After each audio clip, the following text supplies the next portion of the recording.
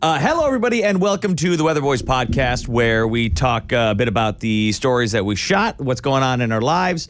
And new this season, we bring on a special guest and interview them. It's pretty exciting people. Sure. What an innovative idea that we came up with. Do you think anybody else has ever thought about that? Why don't more people do podcasts like this? And interview people. Yeah. Oh, my gosh. I mean, you bring an expert on. Uh-huh. You ask them questions. Very insightful questions. You could call it an interview. One could. And boom, content. There it is. I mean, people will steal this model. It's unquestionably that they will steal this model. Jerks. Before we get to today's guest, which is very Weatherboys related. Yeah. In fact, one of the few actual weather-related Weatherboys guests we've ever talked to. Yeah. It was weird. It was odd to talk about weather. What? It was weird to talk about weather. What do you mean? We don't do anything with weather. Yeah. We're weather in name only. Yeah, I know we're fair. meteorologists in our main job. Yeah. But in this aspect... It's true. No, you're right. You're totally right. Yeah, usually am. Before we get into that, we did have a story air on Fox 2, and if you missed it, you can check it out on YouTube, on fox2detroit.com. Yep. A little dog day getaway with the Weatherboys. Oh, for sure. Explain what we did. Man, we just went out there and we cleaned some poop out of a stall, and then we learned about the Humane Society, which does so many different things, by the by. And then we got introduced to Lima Bean, this sweet little cuddly dog, little 40-pounder. And Lima Bean came with it. We brought him to Fox 2 because they have the Humane Society, they want to get their pets out, right? That's the idea. And, you can foster a dog or a cat or a bunny if you want. Yep. And that's where you have it until somebody else homes it. But so often people will foster fail, and they'll end up keeping the animals. So now they do just overnights. They trick you into hey, just take this cute little thing home for the night. They sell it to you as you're doing the dog a favor, getting it out of the pen for a night. Absolutely. That's all we're asking you to do. And then before you know it, you brought the dog home. The dog falls asleep on your couch, and you say, well, I might as well keep it. Might as well keep it. Yeah. And so we did that, brought it to Fox 2, not for the night, just for a couple hours. Yeah. These Weatherboy stories, I mean, so often, we go out and we shoot it. Alan, you'll spend a week or so writing it and putting it together. But occasionally a story like this, we really cannot claim any of the credit for it. Because zero. The man that we often talk about, whether it be on TV or on this podcast, Matt Phillips. The maestro. I wish we could introduce the audience to Matt. Yeah, he's been trying to stay away from you today, though. Yeah. So. He's not, though. What? Oh, my God. He's not. Right here. He's right here. Gosh. He's joining us right now. Hold on. We got to pop him up. Hold on. Push the button. Make it happen. Okay. Don't want this guy flying your airplane. You did it. Hey, buddy. Look at that. Oh, no, you're not. Hold on. We got it. Push that button. And did you get it? Go ahead, buddy. Hi. Hey. It's weird hearing yourself on a microphone. The velvety, peanut buttery voice of Matt Phillips has joined the podcast. I'm actually just Harding Climbers Zach. Remember Climbers Zach? Of course, remember Climbers Zach. Sub 4'9". Yeah, the 4-8 club. Yeah. He's still going at it. And can you imagine how, I know we're not here to talk about that, but that was over a year ago, and he's gotten better by, what is that, 100th of a second? Yes. Which matters. Which I don't mean to downplay it, but to see all of that hard work that he puts in. When you're the best of the best, you put in so much to get so little. Right. It's not exponential. It would be logarithmic. Where granular. Just these little, So you improve a lot at first, and then slowly at the end. But it's the end that separates the gold medal from the finishing. The men from the mice in 6th place. Right. Yeah. You're always trying to beat yourself.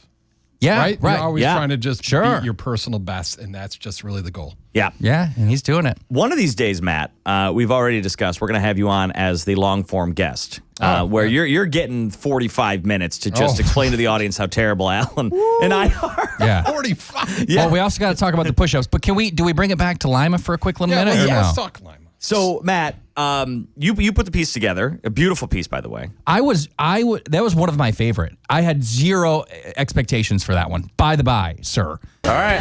It's a little bit. The Weatherboys babysitting. We'll be back. Do you want to go pee? Yeah, let's see if we can get the guy to go potty first. I was hoping you would answer that question, like I was asking you. Oh. I know, it's hard not to squeeze you. Yeah, and when I was putting this together, I had zero expectations that it was going to be good. That's probably most of the stories that we do, though. Right. Because the short amount of time I wasn't focused, and we had some meetings going on that day. So I was kind of taken back and forth. I was going back and forth. Oh, split. And then I really kind of settled in at the last part of my day and just kind of roughed it out, and I saw it, and the next day I just smoothed it out. Well, at what point did the focus blur? Was it after your 5th or 6th beer, Matt? Which 7th? 7th beer. Well done. Well, if that's what we get after 7 beers, I mean, holy cow. Yeah.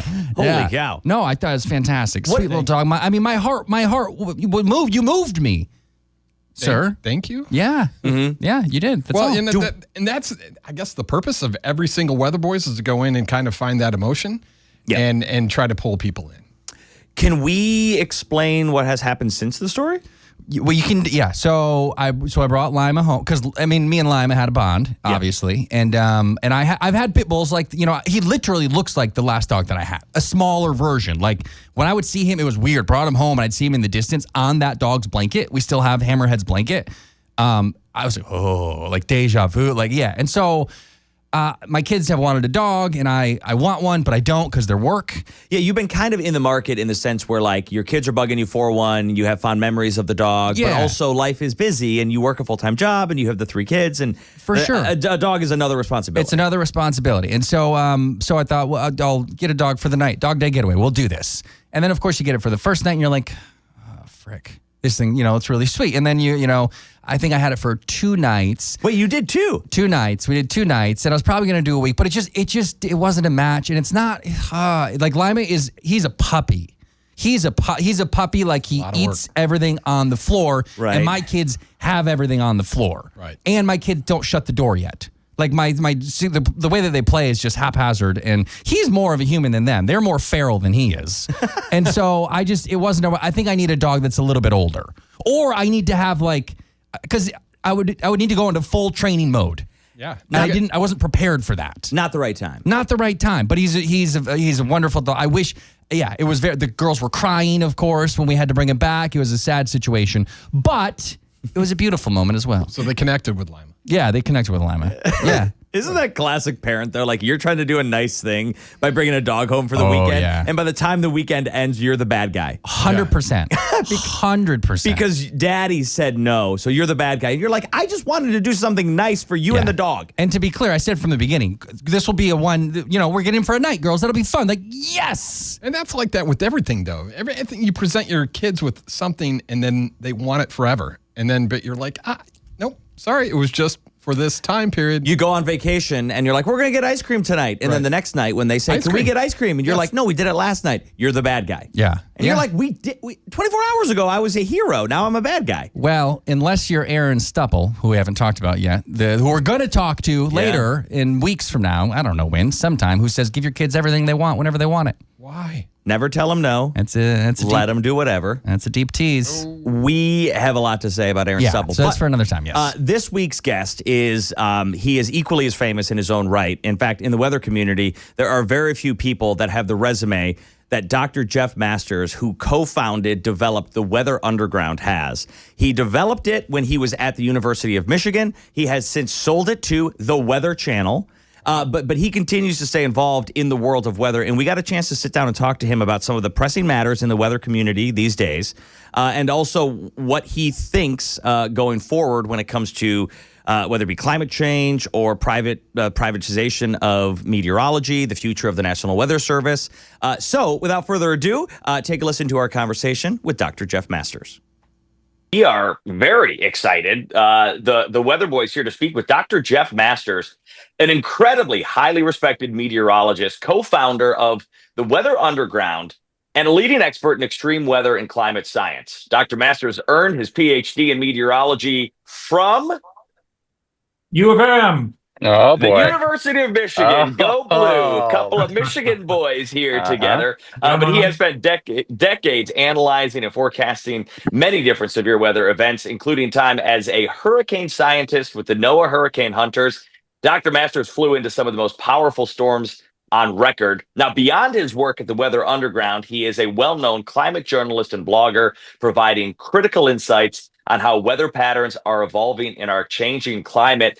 Dr. Masters, thank you for giving the Weather Boys time on our podcast. We are very excited to talk to you. Hey, well, it's great to be here. Now, I drove through Ann Arbor over the weekend. Does that count for anything? Did you stop and have lunch at Zingerman's? No, yes. I will begin the interview with a lie and say, yes, I did. Well, that's what you need to be doing if you're in Ann Arbor this time of year. Fair enough. Dr. Masters, as a graduate from U of M's meteorological program, now when I was there, I was pre-CLASP. You know, they've rebranded the program as CLASP. I was an AOSS guy, but the legend of you. I mean, you are in the pantheon of meteorologists that graduated from the University of Michigan. I mean, how that must feel something, right, for you? Yeah, I mean, I got my name on a scholarship fund there too. So I thought that was pretty cool that, I was able to return to the department, something what they gave to me. So now there's a Jeff Masters Scholarship Fund for both undergrads and grads of the department that is now called the Climate and Space Sciences and Engineering Department. Now, Derek, for the rest of us, what is CLASP and AOSS? Okay, so when I was there, this is actually a funny story. And Dr. Masters, I don't know if this is the same story you were told, but when I was there, it was AOSS, Atmospheric, Oceanic, and Space Science. And we didn't do a ton of oceanic work, but they didn't want the acronym to be ASS because if you told your parents that you were majoring in ASS, they would think that you were doing something other than what you should be doing. Yeah, I mean, back in my day, I actually had to take an oceanography class. It was required, but later they dropped that requirement. So then, what are we going to call the department? So climate and space science, Alan, that's what it is now. CLASP. Okay, understood. All right, very good. I'm up to speed. Thank you very much. Dr. Masters, if we could start there, actually, because when you are the founder of Weather Underground, which completely changed the way people devoured weather data, looked at weather information. I mean, it was extremely ahead of its time. Honestly, it's still probably ahead of its time. Was that something you developed when you were at the University of Michigan, or did that happen afterward? It was a university-based start because we had a satellite dish with all the world's weather data coming in there to our computers on North Campus. And for a class project, I decided that, hey, I want to write a little program that will allow anybody on campus to, download the latest National Weather Service data. So I wrote that program, and the next thing I knew, within a few months, it was the most popular service on the campus of any computer service available. And it got the attention of the network people that used to be there at U of M. Back then, in those days, the early 1990s, the internet backbone was run out of Ann Arbor, in part. Merit Networking Company was there, and the experts there said, hey, you can take that program and attach it to a socket on a TCP IP port on a Unix machine and make it available to the world. Well, I didn't know what a TCP IP socket was, but I said, hey, let's go for it. And they wrote this subroutine for me, and I put it up on the computer at U of M. And within a year, that service, which was just a text-based service, this was before the days of the World Wide Web. You type in a 3-digit or a 3-letter airport code like DTW, and you get a forecast. So that little program, which we called UM Weather, became the most popular service on the worldwide internet for over a year. And that was the launching point for what we call the Weather Underground, which then got National Science Foundation funding for a 4-year period after that and helped launch the commercial service, the Weather Underground, in 1995. That is insane. When you started that, did you have any inkling that this would be a phenomenon, or was it just something that you thought it was personally interesting? I just wanted to have weather data available on the computer. I mean, it was a purely selfish thing. I thought it was cool.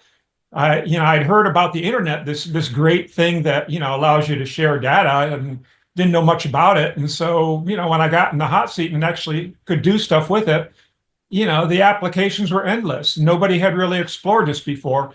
And it really made a natural sort of thing for using the internet to do science, as far as the weather is real time, And using the internet is something that you want to use in real time too. So the National Science Foundation thought this was a great marrying of the possibility of the internet and then science to go teach science. So that's why they were high on using or funding this project to bring science to the classrooms using weather and the internet. And it's all changed. It feels like very quickly, but maybe, I mean, maybe in your experience, maybe not so quickly, but it, I mean, I started a little after the days, but I hear the stories from people like Paul Gross, who I think you know Paul. Who doesn't know Paul? Another a fellow U of M meteorologist, but where the data would come in very slowly on essentially fax machines, and I think it was called DieFax, if I'm not mistaken, right? And it Yeah, went it was all from facts. yeah, and it went from that like slow process of receiving data. I mean, Weather Underground really changed the way this not only how you could get the data, but the speed in which you could get it. Yeah, I mean, you weren't limited to 1200 baud modems anymore, which essentially was what we were dealing with back in the day. So, yeah, now you had access to not only the National Weather Service forecast, but the actual raw model output, the computer models that most of today's forecasts are based on. You could get that yourself in real time and make your own forecasts. Now, what do I call Dr. Masters, Dr. Jeff? What should I call you, by the way? Just Jeff's fine. Just Jeff's fine. Okay, all right. Jeff, you strike me as a guy who could have done anything with. I mean, you created this website for just to solve a problem that you came across for yourself, and it appealed to the masses. Like when I was in school, this is not a joke. I'm pretty sure 75% of the meteorology students that I went to school with were inspired by Twister, the movie. Sure. What drew you into weather? Just growing up in Michigan, being, in my backyard with my little suite of weather instruments, documenting the latest storm. I was always drawn to physical science anyway. I mean, my grandfather and my uncle were both PhD physicists, so I was going to go into science. And it was just a matter of which branch of science. Initially, I thought it'd be geology, but I realized that things move a little too slowly on geological timescales. So Sure. I was drawn to meteorology because it's always changing, it's always relevant. You look up in the sky, and there you go. So, to the website again, and sorry to harp on it, but it was gospel when I was in school, and specifically the blogs. So when I was in school, that was the big thing is people were blogging, and you had it was called the Wonder Blog, I think, right? And you would That's right. write that. Now, what inspired you to do that, and how did that evolve over time? I did not come up with that inspiration. I mean, back in 2005, yeah, blogs started to become a big deal. And my coworkers at Weather Underground said, hey, blogs are a big deal now. Why don't you start writing a blog? And I thought, well, that's a really stupid idea. I don't want to do that. Blog, what a terrible sounding word anyway. What could be stupider than that? And my first blog, I think, was 2 sentences, something like that, 3 sentences, with several misspellings. I didn't put much effort into it. But then a couple weeks into the process, then the utility of doing that started to become apparent because that was when AccuWeather, the private forecasting firm, came up with the idea that, hey, let's privatize the National Weather Service, make it illegal for them to make any product that a private weather company can provide. So this was a big effort being driven by the senator in Pennsylvania at the time. And it raised a big hullabaloo. Should we privatize the National Weather Service? And I was dead set against it. I thought it was really stupid because if it ain't broke, don't fix it. I mean, it's a very impressive system we built here to generate weather forecasts, and the National Weather Service does a fantastic job. The watches and warnings they put out and the aviation forecast, marine forecast, there's so much that they touch that's critical for economic well-being. And messing with that was such a bad idea that I went on my soapbox repeatedly on this blog and said, hey, this is a really bad idea. Write to your elected representatives. And then I realized that, hey, blogging is probably a pretty smart thing to be doing, putting yourself in a position where you can make an influence, where you can make a difference. Can I ask a dumb question? Because obviously this is, the idea of federal cuts is back in the back in the mainstream, back in the discussion. What does it even mean to make the National Weather Service private? I mean, all the private companies. I mean, all of the data comes from tools that the National Weather Service, that NOAA has. I mean, isn't that right? Yeah, I mean, basically, you would allow the Weather Service to continue gathering the data. And the most recent proposal, well, the one they did in 2005, was that they would continue to issue severe weather watches and warnings, like tornado warnings, winter storm warnings, that kind of thing. But they would not be permitted to make forecasts, the regular, 7-day forecast for a particular zip code, because a private firm can do that just as well, it was the argument. So you would see a lot of Weather Service people being fired. Presumably, they would continue to do aviation weather forecasts, although that's unclear. Marine forecasts, probably that would go away too. So it wasn't really that you would privatize the Weather Service. It was rather you would just gut it and allow them to do a few things that, really are indispensable for the weather industry: gather data and issue severe weather warnings. And yeah, what Alan was alluding to, what's old is new again, if you will, is that that's coming around again right now. We're hearing all these reports, but meteorologists with years and years of experience that are well respected unbiasedly through the field. James Spann, minutes before we started this podcast, he just tweeted about how that's a bad idea. Yeah, if it ain't broke, don't fix it. And you're messing with something that is a very delicate system that's been developed over decades. A lot of hard-won effort here to make something that has real value. One estimate I saw, there's like a 73-to-1 cost-benefit ratio for what NOAA and the National Weather Service do.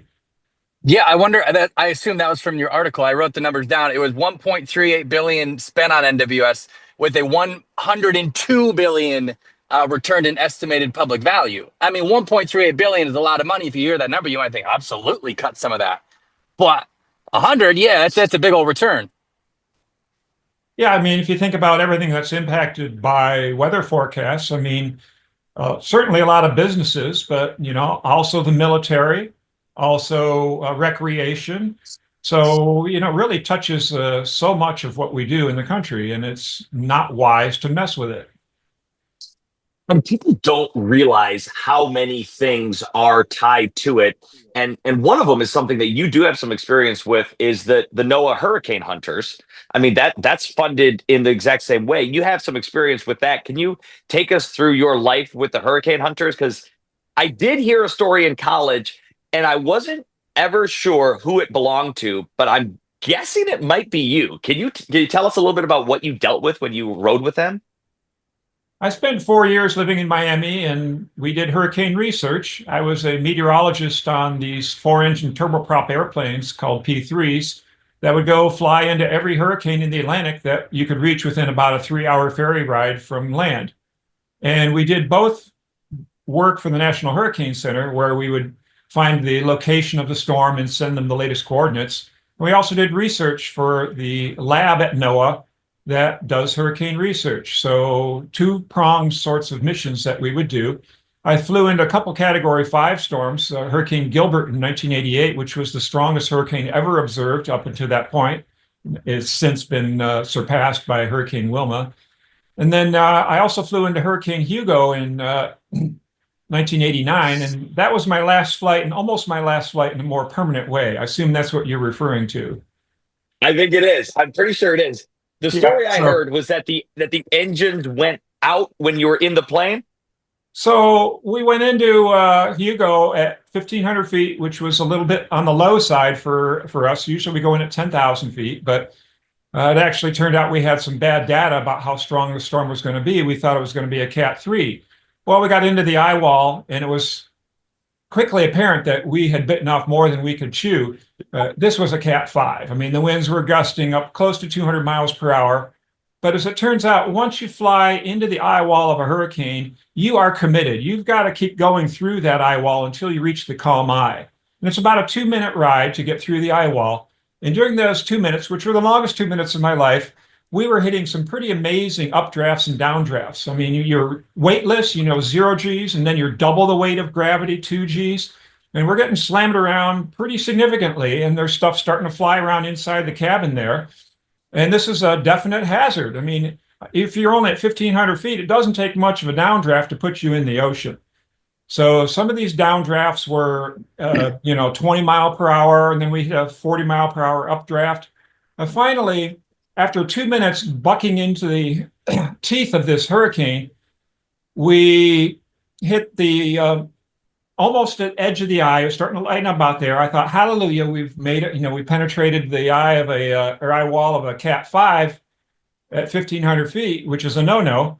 Then right at that moment, we hit the most incredible amount of turbulence a Hurricane Hunter plane has ever hit and survived. We hit a 20 mile an hour updraft, followed by like a 25 mile an hour downdraft, followed by a 40 mile per hour updraft in a 7-second period. Now, if you've heard the term wind shear, that's what it's referring to. Sure, yeah. Change in wind speed over a short period of time.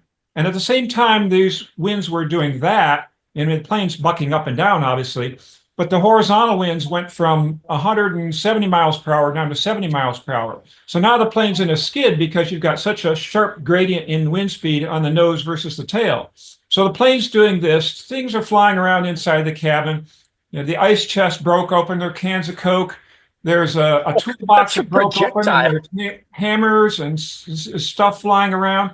A 200-pound life raft broke loose, hit the ceiling, bent a metal bar up there, crashed down. Fortunately, didn't hit anybody. And a computer broke loose, just spewing paper across the aisle. Incredible amount of debris flying around. Nobody got injured by that, fortunately. But right during the height of all that, our number 3 engine burst into flame, and the plane starts going into a dive. So fortunately, we were right at the edge of the eye wall, and we popped into the calm eye. So the pilot pulled us out about 900 feet above the waves, extinguished the fire in the number 3 engine, and there we were in the eye of the Cat 5 with only 3 good engines, and now we had to get back home. How do you do? You must go out another eye wall, right? Yeah, we had to go You're only halfway down. I mean, you're right. You got to do it again. What did you actually do? Just boom, and it was not as bad? Well, we took some time in the eye wall to ascertain the situation. We went into an orbit in the eye to stay within the eye. We surveyed the damage as best we could. All the stuff that flew around inside the cabin, we kind of threw in the lavatory, closed the door, and said, stay there. Sure. We wanted to climb as high as we could because usually it's less turbulent the higher you go. And also, if you do hit a downdraft, you're not going to be splashed in the ocean so easily.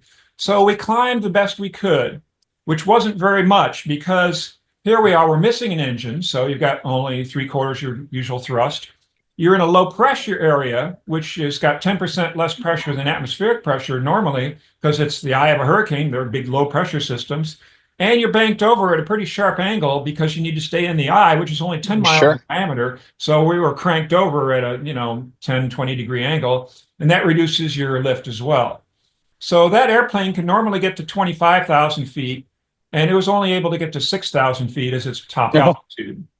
Even though we dumped half our fuel in the ocean, we started checking out all of our probes. It was a very well sampled eye. We had all these, things that fall off the earth and take data, and we chucked like 10 of those out. And we had 10 buoys that we throw in the ocean to measure ocean quantities, and that all went into the eye of Hugo. But yeah, only 6,000 feet. Okay, and so we weren't sure if we had other damage to the plane or not. In fact, we could see there was something hanging from another engine. It looked like a piece of the propeller boot, as it's called, the rubber coating that protects it against icing, was hanging down from another engine. So we knew we had other damage. So it turned out there was an Air Force aircraft that was also in the storm at the time. It was going to, send data as well out to the National Hurricane Center. And they came in the high altitude. They spiraled down to our altitude. And these 2 pilots did this intense, close flyby in the eye of a Category 5 hurricane, the one checking out the other one for damage to see, maybe there was something else we needed to know about. Well, they didn't find any other damage. And then we kindly asked this nice Air Force Hurricane Hunter plane if they would find a soft spot for us in the eye wall. So they said, sure thing. So at our altitude, they punched in and out of that eye wall 1, 2, 3, 4 times to find us a soft spot. And they left their mic open while they were doing it, so we could listen into, what they were experiencing. They were like, okay, well, we took 3 Gs there. You don't want to try the east eye wall. Oh, nope, the west eye wall, no good there. Extreme turbulence. Finally, after we'd been orbiting the eye for an hour, we're getting low on fuel because we dumped half our fuel in the ocean. It's a 2-hour ferry ride back to Barbados, where we took off from. And the Air Force plane went out the north eye wall, and they said, hey, that wasn't too bad. Yeah, sure, we had winds gusting to 200 miles an hour, but the actual turbulence wasn't bad. The updrafts and downdrafts were pretty calm. Sure. And we looked on the radar. Sure enough, there's a bit of a thin spot you could see on the radar. And we followed the airplane right out of there. Sure enough, the turbulence wasn't bad. Still a Category 5 winds, but we punched right out of the eye wall, and then we ferried safely to home. And that was my last flight with the Hurricane Hunters. I love how calmly you said that story. Alan hits a bad pothole on the way into work, and he's more frazzled than you were talking about escaping the Cat 5 hurricane. No, I hate riding in airplanes. Did that alter the way you ride in regular airplanes? Like, did it give you greater sense of ease, knowing that if you survive that, you're fine? Like, you can survive anything. When I'm flying with my wife and we hit a little bit of turbulence, her hand clutches my arm, and I'm like, oh yeah, come on. This is nothing. Yeah, compared to what I Nothing. I don't like to ride roller coasters anymore, and that was definitely a PTSD experience for me and for many people in the crew. And I actually did seek out some therapy for that. After many years later, there's something called what's it called? Anyways, there's a PTSD therapy you can do where it involves moving your eyes back and forth. With the light? It worked very well to knock it out. With the lights on your eye? Yeah, right, the red light? it. Yeah. Okay. Wow. You know what's, you guys were riding into that storm, and you guys assumed you guys had thought, based on the analysis, of Category 3, it was a Category 5. And, this is just going to be a little, meteorologist complaint session, because I think what the field of meteorology forecasting does is incredible. It's like magic. That we can tell the future. And with that comes error. Sometimes we're wrong. And of course, there's the going joke, like, Derek and I are, television meteorologists. So we always, how does it feel to have a job where you can be wrong half the time? These jokes that are just not funny. And also, like, you got to laugh them off. But they're also not really based in reality, because, and I don't mean me personally, but I mean the Weather Enterprise does a really fantastic job. It's crazy that we get it right as often that we do. How do you deal with this, or do you just laugh it off?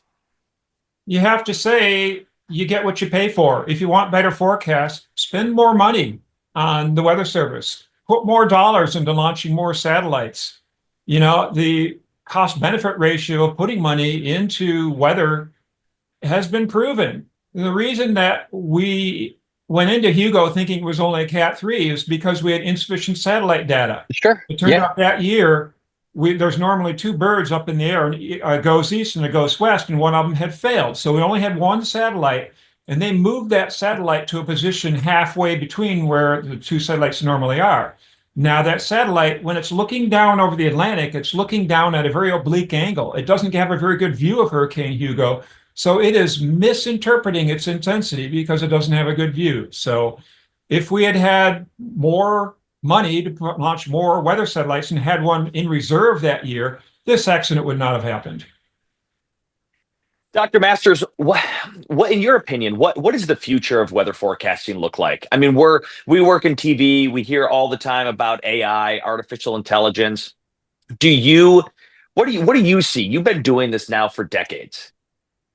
Yeah, AI is a very exciting development. In fact, just today, the European model went operational with the AI version of its forecast.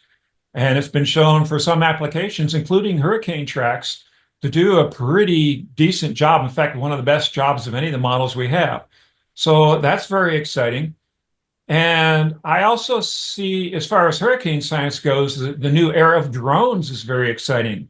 they've been launching a lot of drones into the eyes of hurricanes. And these drones can go places where it's not safe to fly a crewed aircraft. The aircraft I was on, Right. within 1,000 feet of the ocean in the eye wall of a hurricane. That's where the real action's happening. That's where you need to take the data to get the best info to feed into the models to make better forecasts. So drone technology, another thing that really excites me about where the future of weather is headed. And also this hyper-local ability to make forecasts specific for individual backyard. In Weather Underground, we pioneered the idea where you can put a home weather station in your backyard, and that sends data to our computers, and we can actually take that data and generate a specific forecast for your backyard. You're just doing a simple statistical regression based on what the National Weather Service models are saying in general should happen for your particular grid cell, as we call it, the 10 by 10 mile area that is focused on your part of the world. Now we're looking to the future here, and I'm asking questions that I don't think are answerable, but you know what people want? They want to know if it will rain at their house at 3 p.m. for their garage sale. That they're going to have in 2 weeks from now, by the way. Well, right, exactly. Yeah, right. And to me, I'm like, okay, thank you for thinking that I can answer that. But I can't. We'll never be able to answer that, will we? no, I mean, the atmosphere has a fundamental barrier to predictability. Flap a butterfly's wings can Sure. flap and influence the weather kind of thing. It's chaos theory. The atmosphere is fundamentally chaotic, and the mathematics of that say it is impossible to go past a certain limit of predictability. And I think we're getting probably pretty close to that barrier in a lot of ways. We can make 10-day forecasts now. Yeah. I think we can go out to 14 probably in the next decade or two, but past that, I don't know. And for hurricane tracks, I don't know if we can do much better than what we're doing now. The rate of improvement has really slowed down recently, Sure. and we may be approaching a fundamental limit that you just can't make a better forecast for them. When you talk to younger meteorologists and they ask you for advice in the field of meteorology, what do you tell them? I tell them to become better communicators, because we really need people who understand what's going on in the atmosphere right now with climate change to tell people how to prepare for what's coming. In fact, to prepare for what's already here. The new climate that we have now is totally different from the one I grew up with back in the 1980s, 1990s. I remember back in 1980s, we would never get above freezing in January. Rain was unheard of in the winter. Now it's commonplace. The climate has definitely changed to a new reality. And our infrastructure is built for the climate of the 20th century. And that means we've got significant hazards, not only to life and property, but for really the future of our economy. I mean, it's going to be extremely difficult to navigate the coming decades of new climate. We're not going to be able to adapt quickly enough to the new climate in time to not cause mass upheaval, not cause a mass migration from risky areas, for instance, from climate change causing sea level rise. There are going to be millions and millions of people in the next 30 years on the move. And guess what? A lot of them are going to come here to Michigan because we've got a relatively stable climate. We don't have hurricanes here. We don't have the heat waves and droughts like they do in the South. So we're really sitting pretty here, although no place is completely immune to the ravages of climate change. I mean, we saw that in 2020 with the failure of multiple dams in the Midland area of Michigan. All right. We could talk to you for hours, but that would be very unfair to a man as busy as you. So, Alan, do you have any final questions for Dr. Masters? What's your favorite weather? Favorite weather? Well, you're asking me in February. What we got going out there, 50 degrees and sunny in February. Yeah. That ranks up there. It's all right, isn't it? Yeah. I mean, storms are cool. As long as they don't, drop big hail on my house. Everyone loves a great storm. I love mammatus clouds at sunset. So how about that? Could you imagine that? The eye of a hurricane, 6 to 10 miles diameter? and you're flying around in that thing while ditching fuel to find a soft patch, which only has probably only 50 to 100 mile per hour winds or whatever it may be. Yeah, and not only that, but you have this small little circle that you are allowed to stay inside. Right. Yeah, and if you just merely clip that eye wall with a wing, down you go. And they had to do that for a long time. Sounds exciting. Yeah. Wait, do you really believe so? Yeah, I mean, Wait, you would actually be excited by that? kinda. I mean, think about it. You're in this moment of your life. I mean, and you're trying to get out of it. You're trying to not die, though, man. Yeah, well, I mean, that's the exciting part of it. Well, you're You're gonna look back on that and be like, "Wow, that was great." For sure. Future me afterwards would be excited by it. But current me in it, I think I would call that fear. My something. my brother-in-law calls it a better memory than experience. I Yeah. think we've all had those, right? Where you look back on it. For sure. When I did the F-16, they invited, yeah. they do these media things. They invited me up. Better memory than experience. The experience kind of sucked. Was it did you vomit? Did you pass out? You didn't pass out? I Poop your didn't pass pants? out. I vomited for 45 minutes straight. Oh my damn. gosh. But the pilot, so he said before we went up, the pilot said, listen, we will come down whenever you say come down. He's like, I go up there every day. I don't care. He said, but it's your trip. But you stopped him right and said, "Weatherboys don't back down."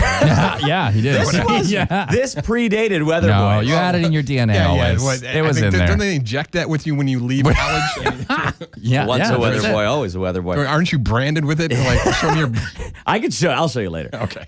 He goes, once we come down, we will not go back up. So your ride will end when you say it ends. So my advice to you is tough it out. If you get sick, get over it, move on, because we're not going back up. I like this guy. And I was like, okay. So we were up for about 30 minutes, and then he did the turn where you flip over and like you barrel roll the plane. That killed me. Oh, and Top then, Gun, like. Yes, where we were upside down for a second, yeah. and then you do it in quarters. You go like that, you go like that, you go like that. And after that, my stomach flipped. I started puking, and I kept heaving Into for a 40 bag, at least? for You got- he told me right away. He goes, "Get that mask off. Do not puke in my mask." And I said, yeah. "You got it, boss." Sure thing. He's going to eject you. Did he have an eject button? Probably could have just sent you out. There was a weird thing that happened, not the eject button, but at one point, after I was heaving for about a half hour, I noticed a literal dime, like a coin, that was loose in the cockpit. And I told him that, and he freaked out. He was like, "Wait, you saw what?" I saw. While you're up there, you told him that? Or Yeah, when you because got when back we down? went upside down, I saw it fall. Yeah. And I said, Was it from your pocket? no, it was not. You let a dime out. You crashed the F-16. That freaked him out. And I don't think I realized till later that, like, if you have a foreign object floating around an F-16 cockpit, Yeah, it's not. that's safe. not a good thing. Not safe. He didn't Wait, care about me did you throwing up. puke it up? You no, vomited I did a not. dime up? We're mixing stories What now. odds? Oh, wait. What Stories else is are in being there? mixed. Right. Oh. Anyways, I threw up for 45 minutes. I did tough it out. It was a terrible experience. Yeah. I was so dehydrated and hurt at the end of it that I ended up sleeping for about 8 hours once I got home. It was rough. Aw. So better memory than experience. Who tucked you in? Nobody. I wasn't even married at the time. How many G's? It's a good question. I can't remember. I Just- think we pulled four. I think we maxed For at sure. 4, which is pretty weak. I I've think done- yeah. I think I would Spencer have did went 7. for 5. I think Spencer did 7. I did 8. 7. Me Yeah. and Matt did 8 that one time. Oh, yeah? Yeah, we You did 8. did? Yeah, me and Matt did 8. And it was like, we're in the air now? We didn't even know. All right. It didn't These even are- bother us. These are fake stories. We just heard a real story of a guy caught in a hurricane. Well, that one was real. Let's talk a little bit more that about was that. real. Yeah. Yeah. I mean, what a Scary guy. stuff. Jeff Masters, a real a legend, superstar in the weather sure. community. And the fact that he gave us, a solid 30 minutes to talk to us is pretty incredible. And if memory serves, he sang to us. Or was that you? That was me. I I sung. prompted both of you. I thought maybe he the gave us a fight note song. or two. He's a Michigan guy. So but you put him on the weather pedestal. I mean, this guy's he's the guy. Oh yeah, he's the guy. Oh he yeah. is. I mean, he is one of the and the he's guys. and he's from he hails from a line of physicists. Yeah. Like he's just got brains on brains on brains. Derek's puking up dimes. Yeah, You know what I mean? that's fair. So All right, we got to wrap this up. All right, thank you everybody for listening. Oh, wait a make minute. This sure- is not the 40-minute version? No. You're coming back. I'm you're coming coming back. You can watch all of our Weatherboys stories, all of our podcasts on our YouTube page. Just go to YouTube and search the Weatherboys. You can also listen on Spotify and of course on our website, fox2detroit.com or the Fox 2 local app. Thanks everybody. See you later. smash and subscribe. Smash and subscribe. What?